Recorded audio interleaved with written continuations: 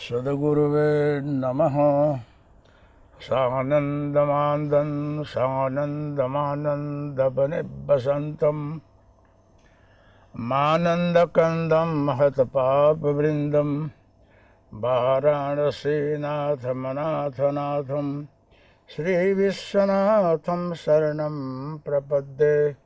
आनन्दमानन्दकरप्रसन्नं ज्ञानस्वरूपं निजबोधरूपं योगीन्द्रमीड्यं भवरोगवैद्यं श्रीसद्गुरुं नित्यमहं नमामि।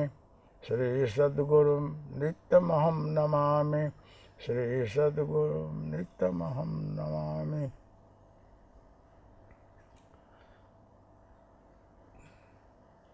मेरे प्यारे जिज्ञासु बंधुओं, भाइयों, बहनों,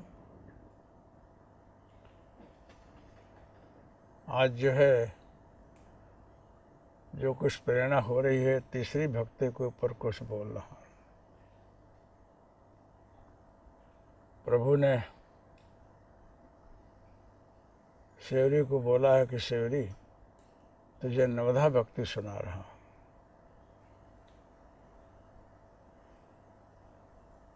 मर्यादा पुरुषोत्तम प्रभु ने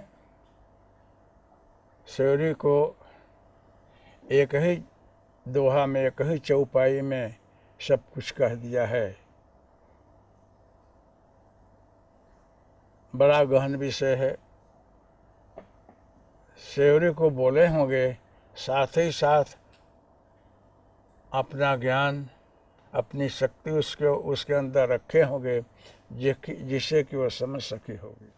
प्रथम भगति संतन कर संगा, दूजे रति मम कथा प्रसंगा, गुरुपद पंकज सेवा, तीसरी भगति अमान।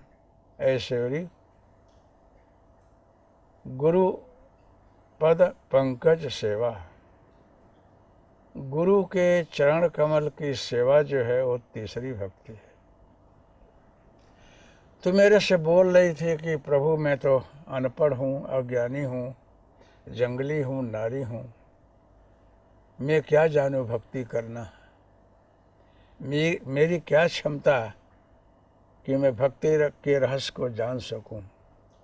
लेकिन प्रभु आप सुना रहे हैं तो मेरे को अच्छा लग रहा है। प्रभु ने बोला कि गुरु पद पंकज सेवा, तीसरी भगत यमान। ऐश्वरी, गुरु चरण की सेवा जो है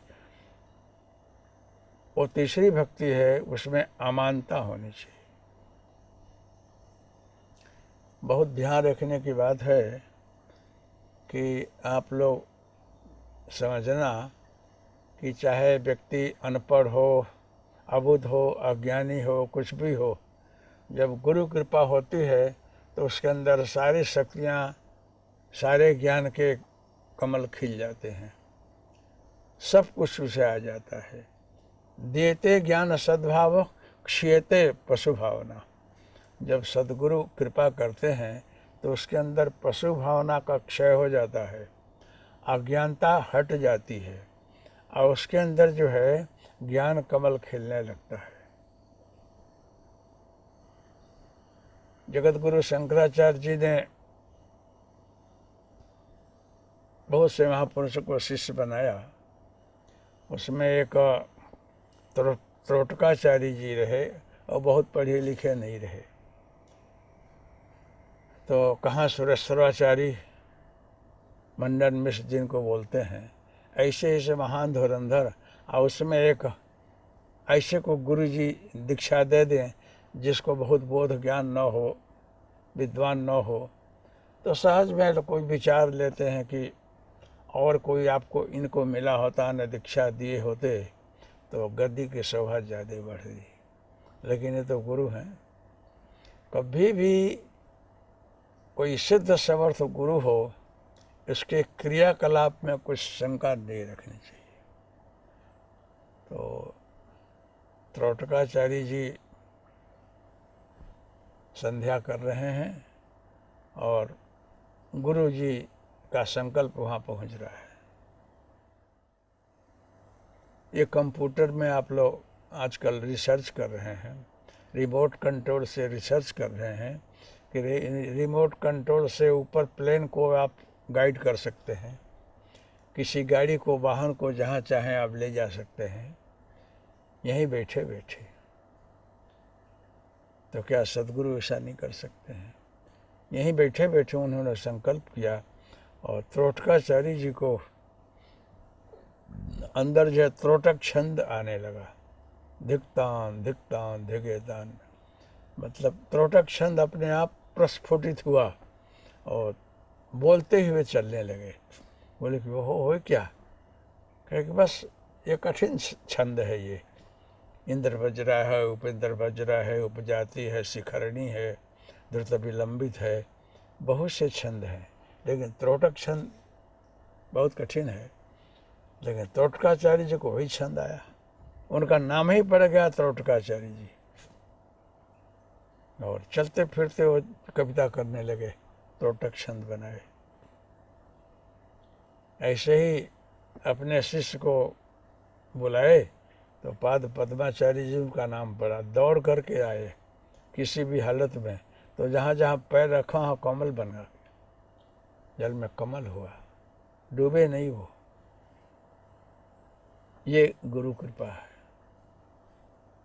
एक सेकंड में बुद्धि खिल जाए और चाहे सो छंद रच सके, बोल सके, ये गुरु कृपा है। ऐसे ही और भी अनेक उदाहरण हैं। बालनाथ जी बालक रहे, बहुत पढ़े लिखे नहीं रहे, लेकिन उनको भक्ति सूझी और छोटे पद से दत्त की उपासना करने लग गए रहे, दत्त उपासक रहे। डाडा मेकरण कच्छ के रहे और गद्धे और कुत्ते लेकर चलते रहे।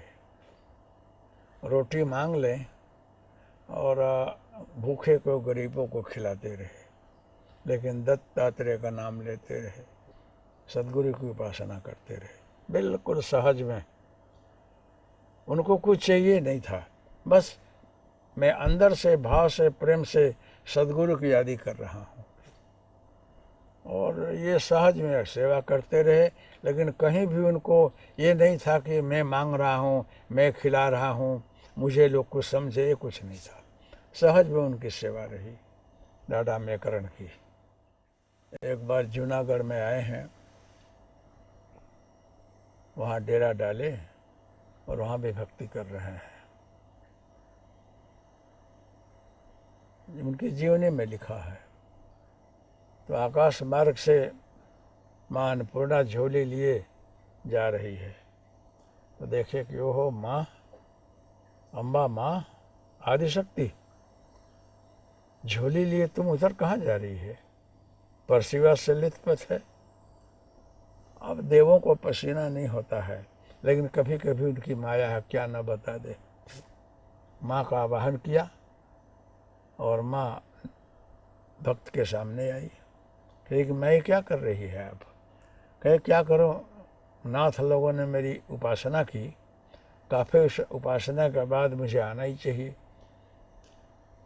साधना में इतनी ताकत है, मंत्र में इतनी ताकत है, भक्ति में इतनी शक्ति है कि आप किसी को बुला सकते हैं, आप किसी से कुछ भी वरदान ले सकते हैं और किसी से कुछ भी प्राप्त कर सकते हैं। ये तो आपकी मजदूरी है। उन लोगों ने तपस्या किया और मुझसे बोला कि हम लोग बैठ कर यहाँ आराम से भजन कर रहे हैं, माँ तुम भिक्षा लेकर हम लोगों को खिलाओ। इसलिए वो भक्त हैं, यही मांगा तो मैं भिक्षा मांग करके लाती हूँ, उन लोगों को खिलाती हूँ।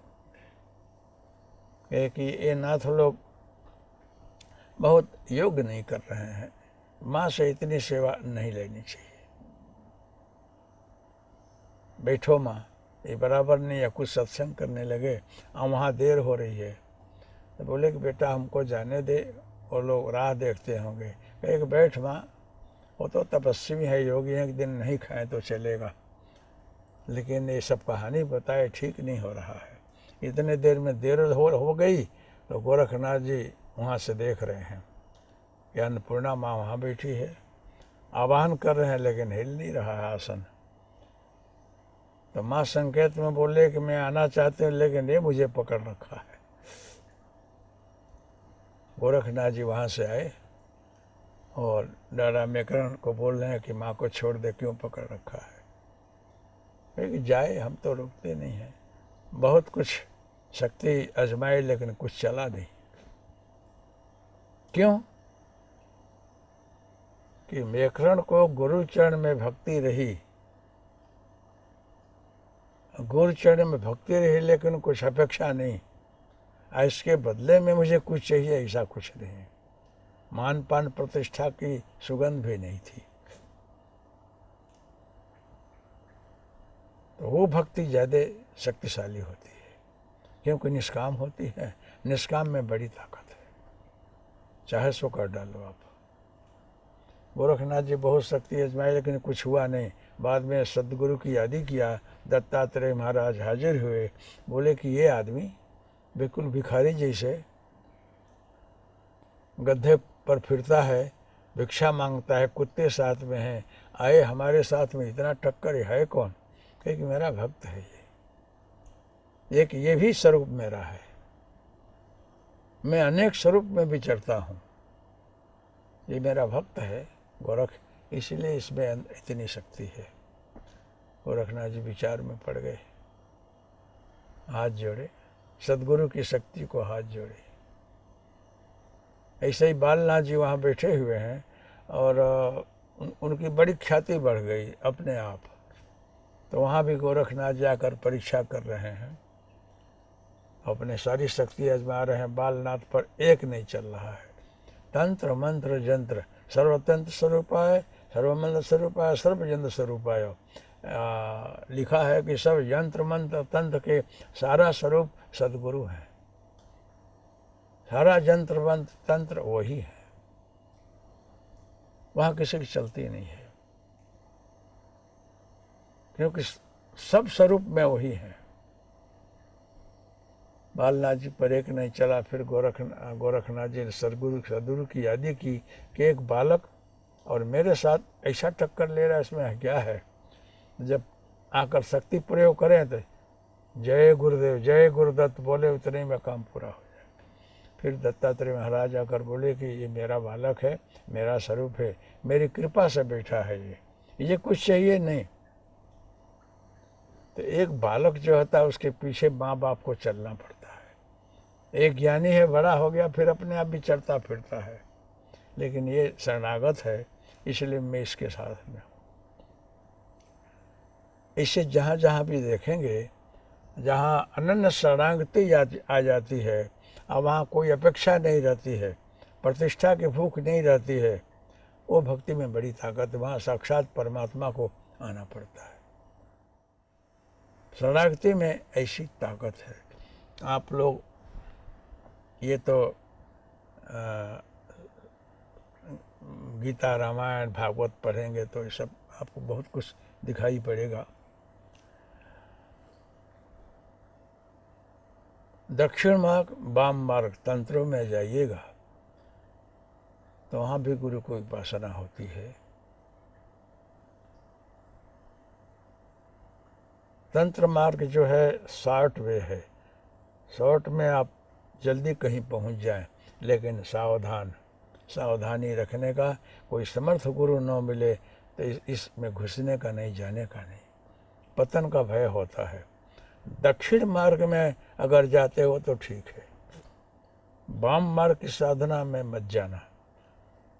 जब तक कोई समर्थ गुरु न हो मत पड़ना उसके बीच में, पतन हो जाता है। समर्थ गुरु हो आपको उठा ले। मध्यम मीनम च मांसम च मुद्रा मैथुन में च, उसका रहस्य दक्षिण मार्ग में एक दिन बताया रहा, अलग होता है। तो सदगुरु जब कृपा करते हैं तो आपके अंदर के सारे पशु भावना को, अज्ञान को, अविद्या को, अहंकार को दूर कर देते हैं। और दूर करते हुए आपको आगे ले जाएंगे। मूलाधार शुद्ध करेंगे, मूलाधार के शुद्धि के बाद मूलाधार में जो सुषुप्त शक्ति आपकी पड़ी हुई है उसको जागृत करेंगे और वहाँ से फिर आगे ले जाएंगे। मणि चक्र में ज़्यादा ही देर लगती है, मूलाधार स्वाधिष्ठान मणि चक्र में। बहुत से साधकों को वहाँ बहुत समय लग जाता है, क्योंकि अनेकों जन्मों के संस्कार अंदर पड़े हैं, उनको दूर करने में बड़ी देर लगती है। लेकिन अगर शरणागति से पड़े रहो तो थोड़े समय में सैकड़ों हजारों जन्मों का संचित क्रियमाण प्रारब्ध दूर हो जाता है, प्रारब्ध ही कट जाता है, जल्दी जल्दी पूरा हो जाता है। और उसको उस साधक को खबर नहीं पड़ती है, जो सहज मार्गी है, राजयोगी है, शरणागत भाव से साधना कर रहा है, उसको कुछ ज्ञान नहीं है कि मुझे कैसे करना, क्या करना। मात्र श्रद्धा विश्वास के साथ भजन करना और गुरु चरण में मन लगा रहे, गुरु पद कमल में भ्रमर, मन रूपी भ्रमर जो है वो चरण कमल के अंदर घुस करके मकरंद पान किया करे और वहीं बैठे रहे। मात्र श्रद्धा से नाम स्मरण, गुरु चरण में शरणागति, उससे उसको सब कुछ मिल जाता है, उसको कुछ करने की जरूरत नहीं है।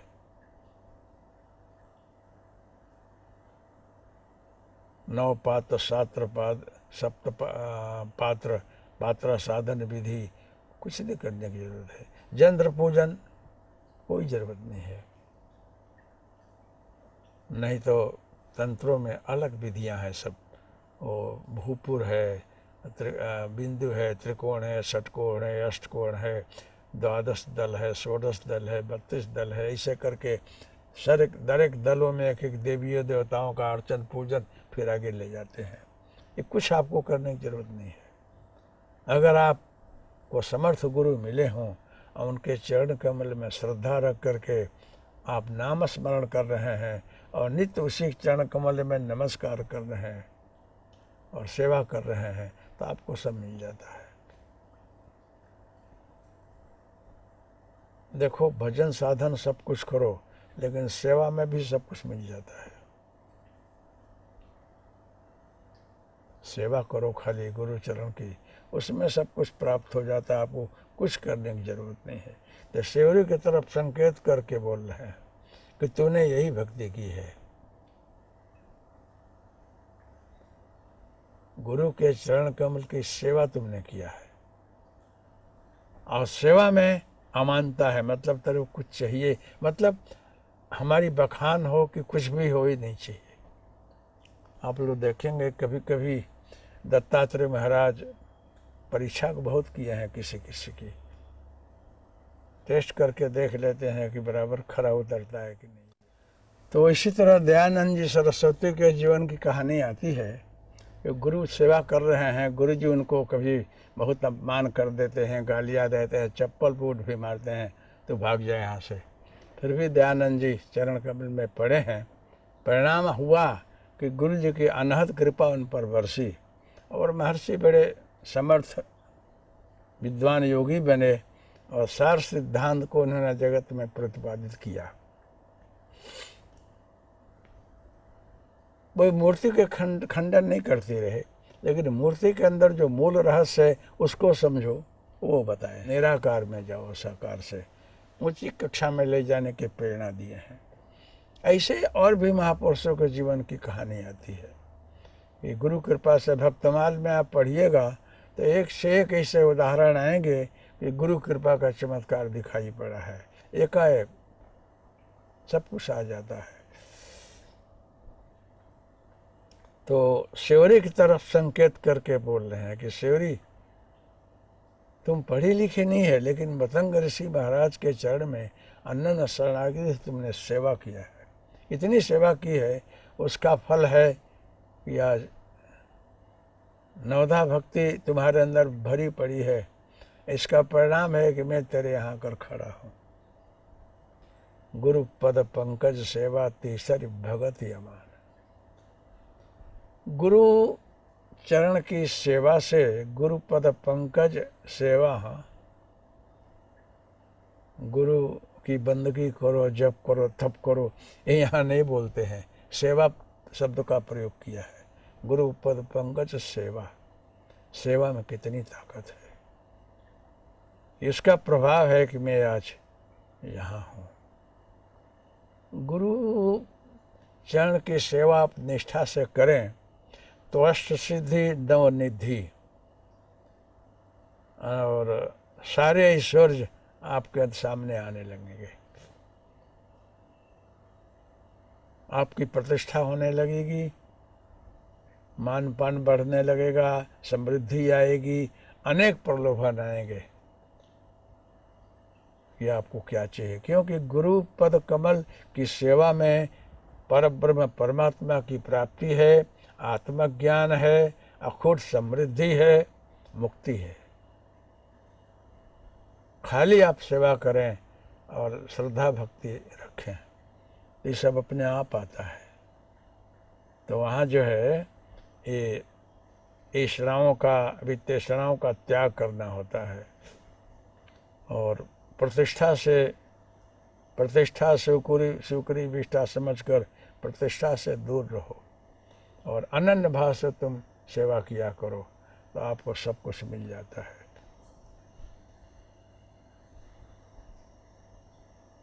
आप बहुत गहराई में जाएंगे तो रामायण में गोस्वामी जी ने लिखा कि बंदो गुरु पद पदों परागा आ सूर्य सुबास सरस अनुरागा। गुरु पद कमल में जो पराग है वो क्या है? महापुरुषों ने, संतों ने गहराई में जाकर बहुत लिखा है। ऐसे सिद्ध समर्थ गुरु हमेशा ब्रह्म चिंतन में डूबे रहते हैं, सोहम में, ब्रह्म में तल्लीन रहते हैं। वर्षों वर्षों, सैकड़ों वर्षों, हजारों वर्षों तक समाधि में पड़े पड़े अपने एक साधना में मस्त रहते हैं।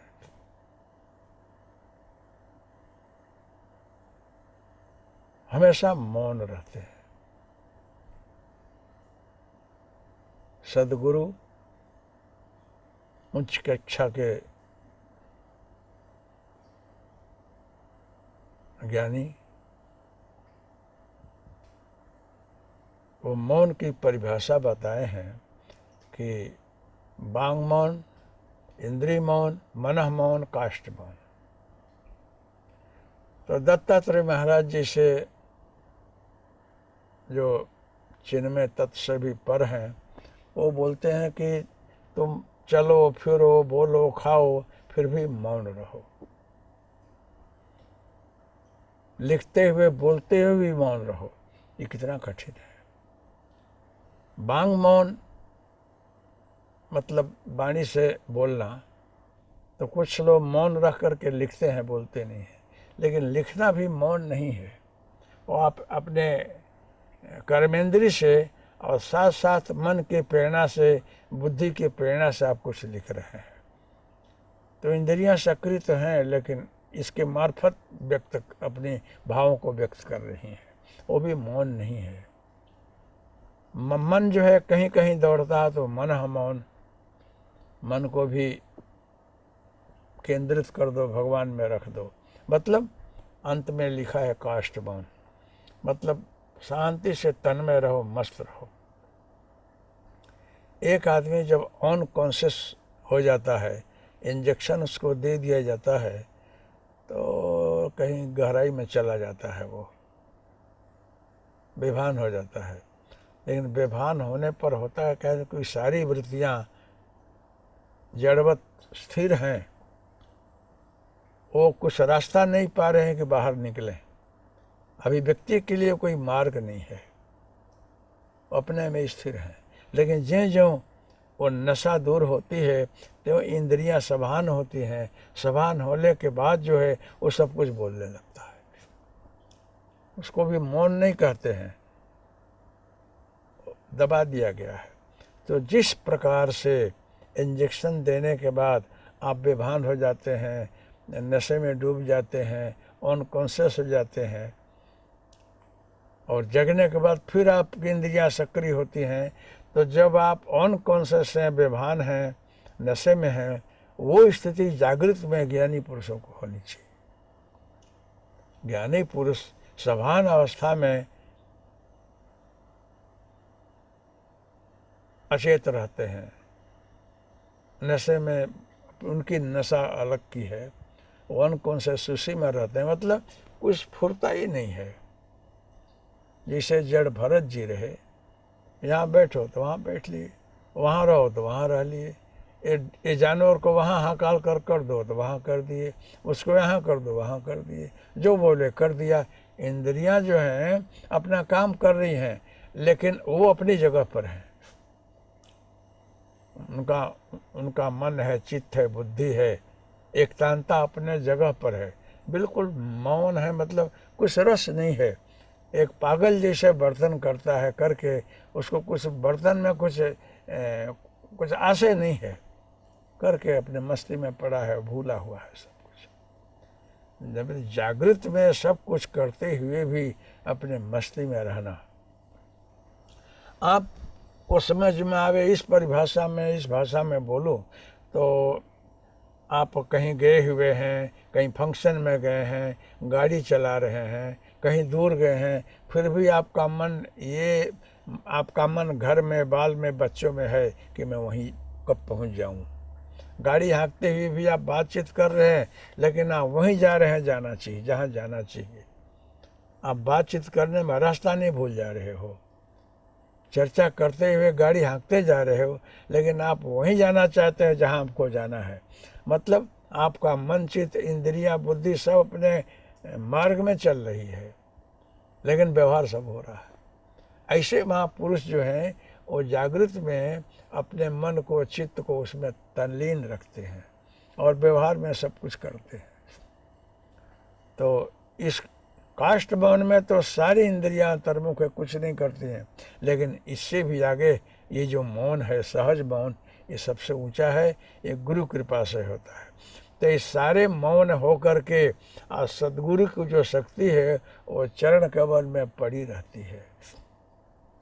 एक कमल के अंदर तो प्रमाण में मकरंद होता है, लेकिन सदगुरु चरण में आप जब ध्यान करो, सेवा करो, तो अमाप मकरंद होता है, अमाप शक्ति होती है।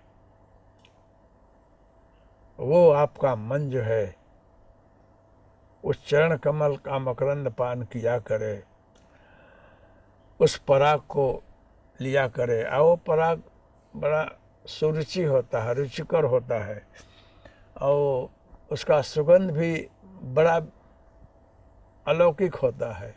ये कमल को आप सूंघें अलग है, लेकिन उस कमल के अंदर जो सुवास है, इतना सुंदर सुगंध है कि बस आप छक जाओ, तन्मय हो जाओ। क्योंकि सारी सृष्टि के द्वंद्वों को, द्वैतों को, षड्विकारों को दूर करके वहाँ जो अलौकिक वस्तु वहाँ पड़ी हुई है, जो गंध सुगंध से पर है, वो सुबास है। वो आओ मकरंद कि जिसके अंदर जो है कुछ ऐसा रस है, स्वाद है कि जो अवर्णनीय है।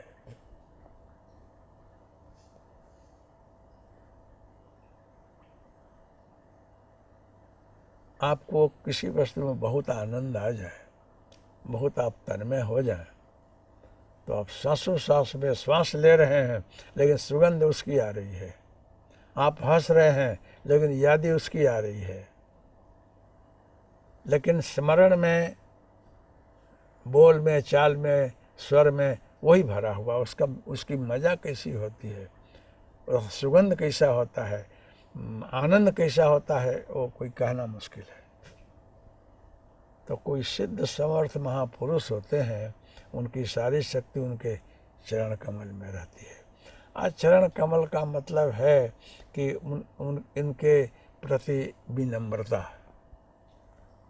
किसी के सामने मस्तक नमाना वो विनम्रता है। और गुरु चरण में सेवा करना, नमन करना मतलब तुम अपनी नम्रता को वहाँ दर्शा रहे हो, विनम्र हो आप। साइंस और विज्ञान भी बोलता है कि आपकी सारी शक्ति जो है आपके शरीर में फिर रही है, लेकिन सारी शक्तियाँ जो हैं चरण तक आती हैं, और चरण से आगे जो है वो आधार मिले तो नीचे भी जाती हैं, कि गुरुत्वाकर्षण जमीन में है, इसलिए बहुत कुछ एनर्जी तो आपकी चली जाती है। इसीलिए हमारे शास्त्रों में महापुरुष लोग काष्ठ की चाखड़ी वगैरह पहनते रहे, अभी भी पहनते हैं, कि हमारी शक्ति हमारे अंदर ही रहे। साधना में बैठिए और काष्ठ के आसन पर बैठिए, अथवा दर्भ हो, उसके ऊपर मृग चर्म हो, अथवा तो कोई गद्दी हो, कम्बल हो, उस पर बैठकर साधन करिए तो आपकी एनर्जी शक्ति आपको महसूस होगी। क्योंकि जो कुछ आपका ओरा बनता है, आपकी इलेक्ट्रिसिटी बनती है, वो गुरुत्वाकर्षण के आधार पर नीचे जाना चाहती है, लेकिन दर्भासन से आगे नहीं जा सकते, तो फिर रिवर्स में आती है, तो आपके शरीर में वो फिरा करती है अंदर अंदर अंदर। ऐसा हमारा अध्यात्म साइंस बोलता है, और हमारे ख्याल से आपका जो विज्ञान साइंस है वो भी उसको स्वीकारता है। इसीलिए 3 आसन रखा हुआ है। आप लोग मोटर गाड़ी ना कुछ चलाना हो तो 3 फेस लेते हो, तो हमारे यहाँ साधना में भी दर्भासन है, कमलासन है, उसके बाद आपको खुचे ने एक और आसन बिछा लेते हैं, 3 आसन करके बैठते हैं तो कंफर्टेबल होता है। हमारी सारी एनर्जी जो है जब अंदर से निकलती है तो जाना चाहती है गुरुत्वाकर्षण के आधार पर, लेकिन दर्भासन है ना, सूखा आसन है, वहाँ इलेक्ट्रिसिटी पहुँचती नहीं है, तो फिर मेरे शरीर में ही रिपीट हुआ करती है, जिससे अपने अंदर शक्ति रहती है। ये साधना का नियम है। तो जो कोई सिद्ध पुरुष लोग, महापुरुष लोग साधना करते हैं और उनको कुछ पाना हो, कुछ सिद्धि करनी हो, चाहे कुछ भी ले करके समाज को बताना हो, तो इसी आसन से बहुत काल तक साधना करते हैं, फिर उनको कुछ प्राप्त होता है।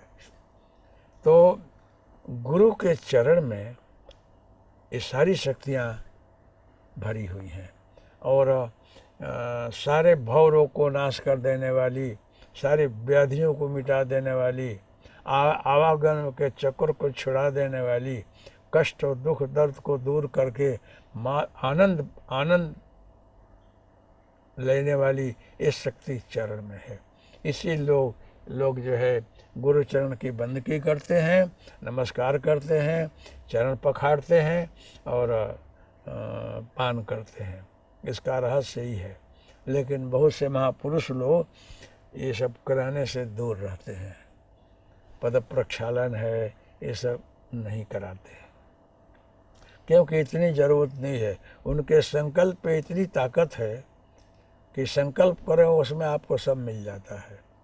ये करने की ज़रूरत नहीं है, क्योंकि इसमें कभी कभी कोई सिद्ध महापुरुष भी होंगे और कभी कभी कोई इस कक्षा के न हो, कक्षा के न हो, वो भी पाद प्रक्षालन पूजन कराने लगते हैं, तो ये हित में नहीं होता है, और सामने वाले भक्त समुदाय को भी कुछ लाभ नहीं मिलता है।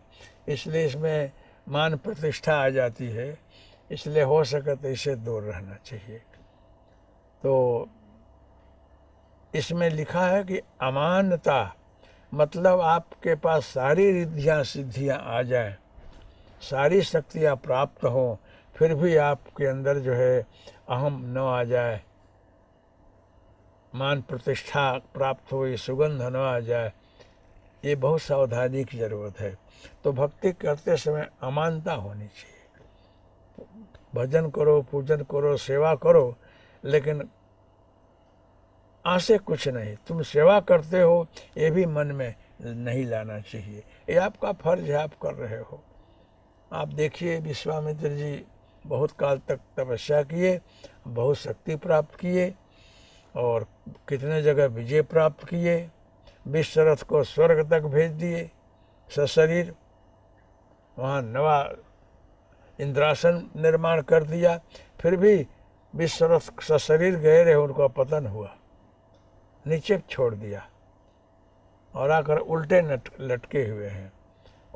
और वो ब्रह्मर्षि बनना चाहते रहे लेकिन नहीं बने, क्यों?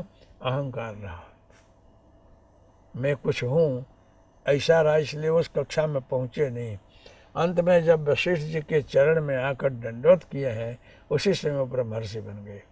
देखो चरण कमल की शरणागति में क्या शक्ति है। वशिष्ठ जी के पास और कुछ नहीं, ऐसा एक दर्भ कूर्च था। ये श्रावणी आ रही है, उस समय बहुत से लोग दर्भ निकालते हैं, द्विज लोग, क्षत्रिय लोग, वैश्य लोग, और दर्भ को लेकर के उसको उसी दिन कुशत पाटनी के दिन मूल सहित 108 दर्भ कुर्च को लेकर के बांध करके और फिर उसके अंदर ब्रह्म अर्थ, ब्रह्म शिष्य, ब्रह्मदंड की प्रतिष्ठा करते हैं कुर्च के अंदर। उसको हाथ में ले करके फिर गायत्री जाप करते हैं, इष्ट देव का जप करते हैं। वर्षों तक करने से उसमें शक्ति आती है। दर्भ स्वर्ण से भी महत्व रखता है, दर्भासन की बहुत महत्ता है। उसके अंदर कहानी है, उस दर्भ में क्या ताकत है। तो उसको हाथ में ले करके फिर कोई दान जो लेते रहे ऋषि लोग, तो बहुत दोष नहीं लगता रहा, बहुत एनर्जी शक्ति नहीं जाती रही। इसलिए दर्भासन पर बैठने की बड़ी महत्ता है। पुण्यदान वगैरह दर्भासन पर दिया जाता है। इसलिए वो ले करके 108 और वर्षों तक आप भजन करें तो उसमें कुर्च में बड़ी ताकत होती है। तो वशिष्ठ जी वही ले करके बैठे रहे और सारे अस्त्र शस्त्र विश्वामित्र जी आते रहे, उसी पर नष्ट हो जाते रहे, उसी पर लग करके चला जाता रहा, कोई असर नहीं होता रहा, शंकर का त्रिशूल जैसे। तो तीसरी भक्ति में अमानता है। शिवरी को बोल रहे हैं कि जो गुरु चरण की भक्त सेवा करे अमान अपेक्षा रहित हो करके, तो उससे बड़ी भक्ति और कोई नहीं है। वो साधक चाहे कोई हजारों वर्ष तक तपस्या करे, साधना करे, सारी कला से साधना करे, जो उसको मिलता है वो सिद्ध समर्थ कोई गुरु हो और उसकी मात्र सेवा करे, उसी में उसको मिल जाता है, उसको कुछ करना नहीं पड़ता है।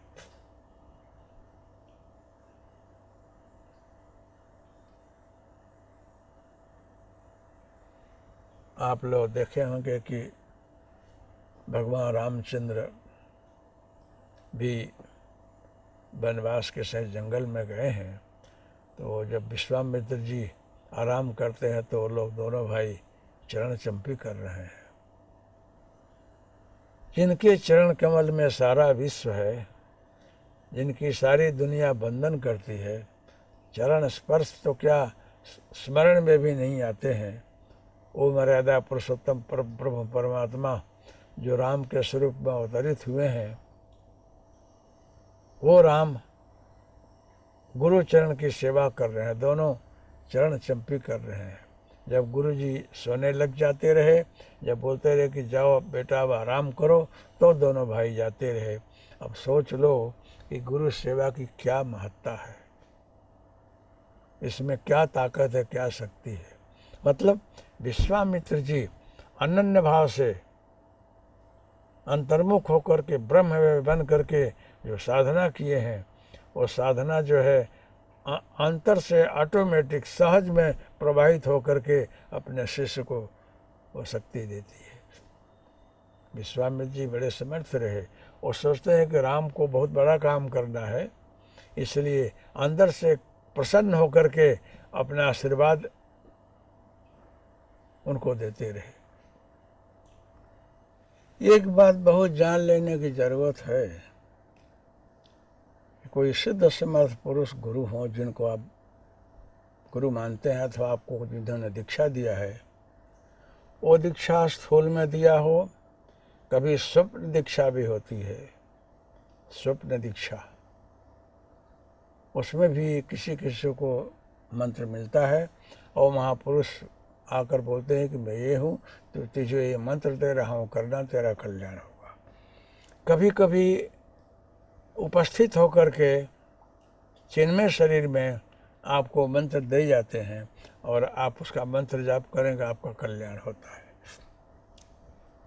तो चाहे आपको प्रत्यक्ष होकर के चिन्मय स्वरूप में दीक्षा मिली हो, अथवा स्वप्न दीक्षा मिली हो, अथवा तो स्थूल में आपको कोई मंत्र मिला हो, किसी भी प्रकार का हो, वो सब शक्तिशाली है, वंदनीय है, आदरणीय है। तो गुरुपद कमल का सेवा का मतलब है कि आप धीरे धीरे जो है, आपके जो गुरु जो हैं आप उनके चरण कमल को आप हृदय में रखें, सहस्रार में रखें और मानस पूजन करें, मानस बंदगी करें। आप कभी ये न समझ लो कि मेरे गुरु जी है ही नहीं है तो मैं सेवा कैसे करूं, ये आपके अंदर भाव न आ जाए।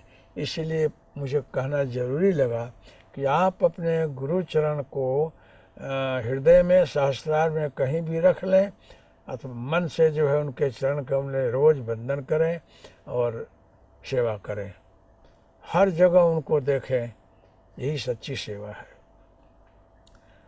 मानस पूजन का बहुत महत्व है। आप स्थूल में जो पूजन कर रहे हैं तो यथा पिंड तथा ब्रह्मांड के आधार पर आप अपने अंदर अपने इष्ट को, भगवान को अंदर उतार लें, हृदय में, सहस्रार में, और थोड़ी देर बैठ जाएं और अपने संकल्प से आप आसन बनावें, चौकी बनावें, बाजोट बनावें, हीरा सोना चांदी का बनावें, पात्र भी हीरा सोना चांदी का ले आवें, पुष्प फूल नैवेद्य षोडशोपचार आप मन से पूजन करें, मन से भोग धरावें, आरती करें, वंदन करें, फिर उठें। इस पूजा का बहुत महत्व है, ये खाली नहीं है। जब आप ऐसे करेंगे तो आपको धीरे धीरे मानस पूजन का रहस्य सदगुरु की कृपा से अपने आप आ जाएगा। आप बहुत तन्मय होकर के आप पूजा करेंगे, आपको बहुत शक्ति मिलेगी, आपको अनुभूति भी होगी, आप बहुत जल्दी आगे बढ़ेंगे। इसलिए जिनके गुरु स्थूल में न हों उनको कभी मन में ये नहीं सोचना चाहिए, अपने अंदर करना चाहिए, और कभी भी किसी भी समर्थ गुरु को स्थूल में नहीं देखना चाहिए। गुरु मानव शरीरधारी नहीं है और स्थूल नहीं है, वो परमात्मा का स्वरूप है। आप जो मान लेते हो ना गुरु, उसकी व्याख्या कर रहा हूँ।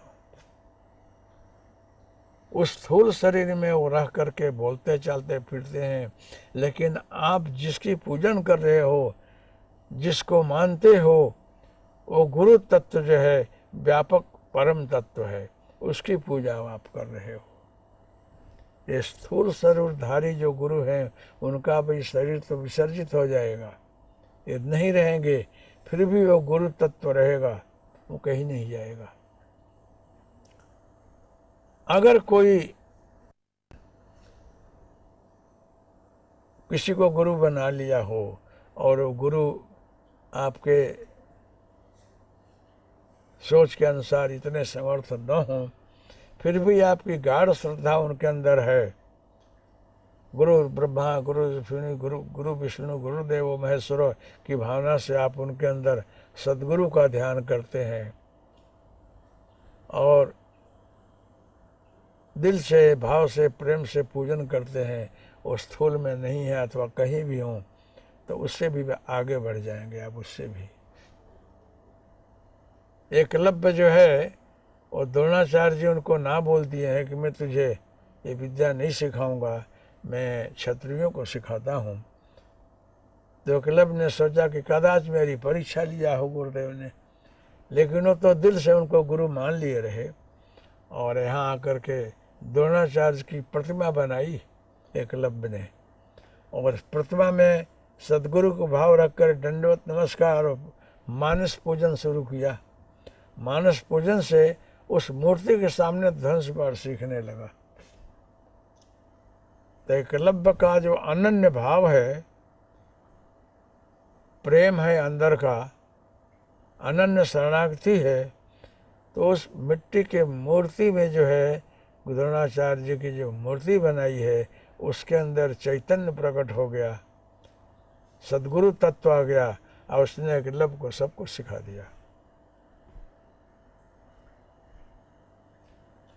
तो अगर आपकी पवित्र भावना, शुद्ध भावना होगी तो आपके गुरु के अंदर जो सद्गुरु तत्व है वो खिल जाएगा। शायद उनको ख्याल हो कि न हो, वो शायद वहीं रहें, लेकिन वो सद्गुरु तत्व अंदर अंदर से आपके शक्ति को जगा करके आपको कहाँ का कहाँ ला कर रख देगा।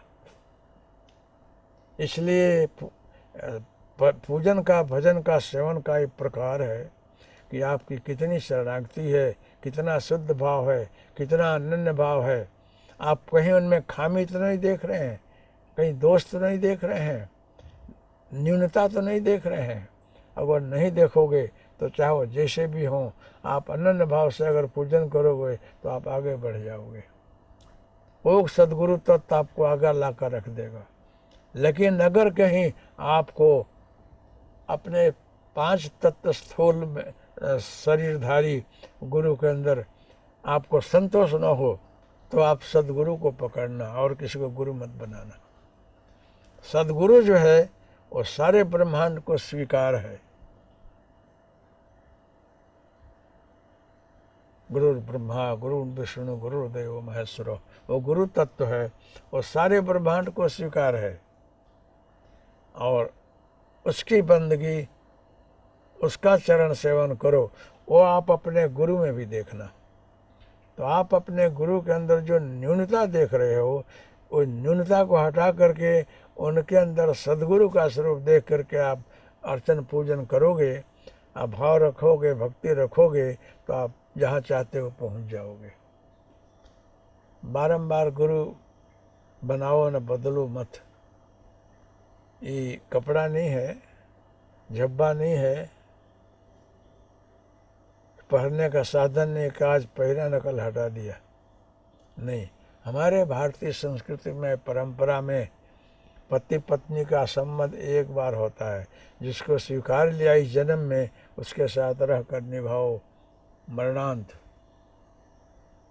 शरीर छूटे तो फिर कहीं जाना देखना, लेकिन इस जन्म में जहाँ हो निभाओ।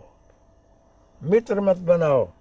मित्र एक आध होते हैं, और मित्र ऐसे होते हैं कि मित्र के लिए दूसरा मित्र जान दे देता है।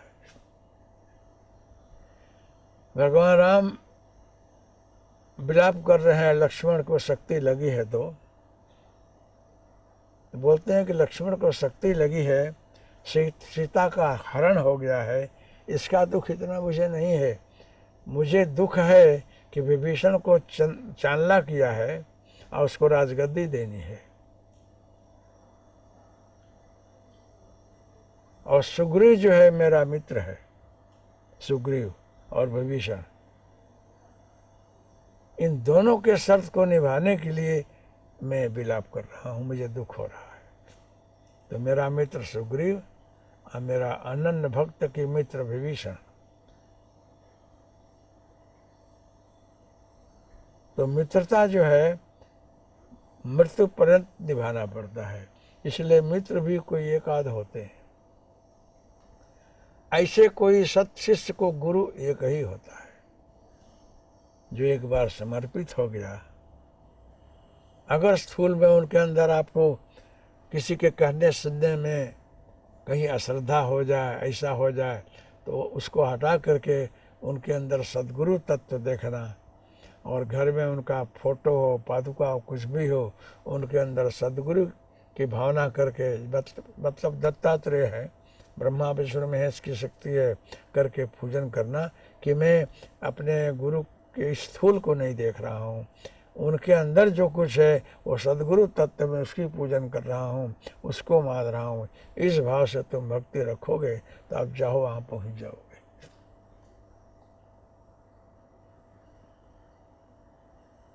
तो एकलव्य जो है भावना करने के बाद सारा अस्त्र सब सीख लिया, जो अर्जुन इतना नहीं सीखे रहे उनसे भी आगे बढ़ गया हो ऐसा लगा। ये सूक्ष्म गुरु तत्व की कृपा, जो अंदर बैठा हुआ है, जो भेदभाव रहित है, सारे विश्व को अपने अंदर रखा हुआ है, वहाँ द्वैत नहीं है, द्वंद्व नहीं है, भेद नहीं है, वो गुरु तत्व जो है उसको सिखाया। लेकिन व्यवहारिक जगत के अंदर जो गुरु है, जो समाज के अंदर जो व्यवहारिकता के अंदर जो ना बोला है वो बोल दिया होगा, लेकिन उनके अंदर जो सद्गुरु तत्व है वो कभी ना नहीं बोलेगा। वो तो जो भी अनन्य भाव से मेरे शरण में आएगा उसका मैं कल्याण करूँगा, उसने सिखाया उनको।